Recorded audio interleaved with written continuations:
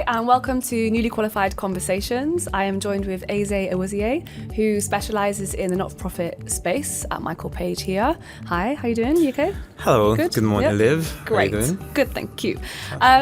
What I would like to know is, in a nutshell, what is your market? Like, the not-for-profit space is something that a lot of people who, when they qualify, they don't always mention straight away as an area of interest. Yeah. But I would love to know more information, if possible, please. Yeah, fantastic. I mean, same thing is most people don't really look at not-for-profits.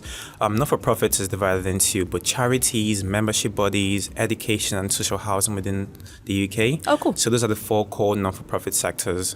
Cool. Yeah. And so say if someone is sitting their ACA and they are in an accounting firm doing, having some exposure to some not-for-profit clients, is it good for them to diversify the types of clients they're working with, or are they good to go kind of directly in-house with one straight away, or what's the kind of general rule for someone who's qualifying in their ACA? I mean, it's really an open book because in as much as not-for-profit, you still have commercial bits of it. Okay. But ideally, sub-accounting is something really, really key within not-for-profit space because that works across both education, charities as well. SAP for housing. Yeah. So I would say sub-accounting is probably the major thing that I would say don't shy away from it, get involved in it because that increases your chances of getting into the not-for-profit sector. Okay, great. So some candidates that I speak with, they have done their ACA or ACCA or training, and they might not have any not-for-profit exposure. So they might have just mainly done like financial services or professional services or whatever, retail, tech, marketing, media. Yeah, interesting stuff. Yeah. And if they wanted to move in-house, so say if they had a passion for something, like on the weekends they work at a charity or something, would that be enough for them to move into the not-for-profit space, or would it be good for them to get sector exposure before trying to move in-house with it? The key point you said is that volunteering experience, so having that passion for it. When it comes to not-for-profit, you realize that a lot of people are much more driven towards the passion and the cause. Yeah. So they'll first of all look at, okay, have you done these experiences? Have you actually volunteered? Like, how does this affect you? Before they actually look at the skills. Right. Because it's just a very, very passionate space. So they always want to get those people who have that passion rather than skill, because skills can always be developed. Right, I see. Okay, so it's like there needs to be also that element of like care. Yeah, exactly. And wanting to be involved. Fine. Yeah. Cool. And like typical clients that we've seen candidates go to in the past, I know we've had like charities like NSPCC, we've done like the NHS. Does it range? So if someone wants to move in-house, can they go to like a small client or a large one, or is it just open? They can kind of look at a variety? I would say it's you can look at a variety because each client's need has different needs. Okay. In as much bigger clients, for example, they'd be looking for a much more like a big four, someone more top who's had a massive turnover experiences.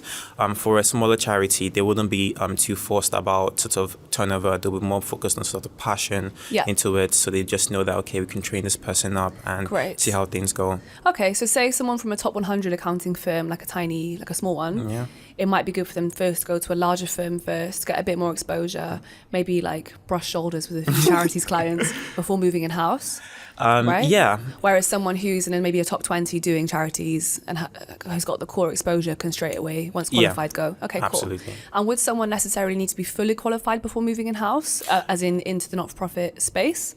Or can they go part qualified? Both part qualified and fully qualified as well. I didn't know that. I mean, after all this time, I didn't know that. So I've been telling people the wrong thing. Geez, we learn every day, so. Okay, great. Okay, cool. That makes sense. Okay, and so what are the like typical roles within the not-for-profit space? Like, can you give me an example of maybe one or two different job titles someone can go for, and also what kind of work they'll be doing day to day within that job? Yeah. A core example will be that financial business partner. FBP. FBP, that's one of the most popular job titles we've seen recently. Okay. And it's easy for people to get into them as long as you have that commercial experience, you know how to communicate easily as well. Yeah. That's really good. Also management accountant. Also very good as well, because every company needs someone to do the internal reporting. Yeah. Financial accounting equally as well. And I'll also add assistant financial controller for much more large organizations. Yeah, and then a financial controller is obviously a bit more senior, right? Yeah, so that's assistant financial controller. Perfect. Yeah. Okay, cool, great. And do you feel like different job titles would suit people from different types of exposure? Like, are any of them a bit more commercial than others? Any a bit more like reporting based? Like, how would you kind of break it down in that way? Yes. So I would say the financial business partner title is a lot more internal and external. So meaning you're dealing with stakeholders for the company, both internal and external. And management accounting is much more internal stakeholders. You're like the point of contact in the finance team. Exactly. Fine. So one is like you're kind of going out and meeting people, coming back, reporting on it. And it's a two-way thing. Yeah. And then the other space is kind of like more just what are we doing in our company? How exactly. Charity. How can we do better? How can we improve systems and stuff like that? Okay, interesting. Cool. And with regards to like flexible working and everything like that, I don't know if this is a bit naive, would expect a charity to be like understanding people, you know, might need certain hybrid working or they might need flexible hours or that kind of setup. I don't know if it's a trend, or is it different from charity to charity? Like, how does it work where people might need more hybrid working? Yeah.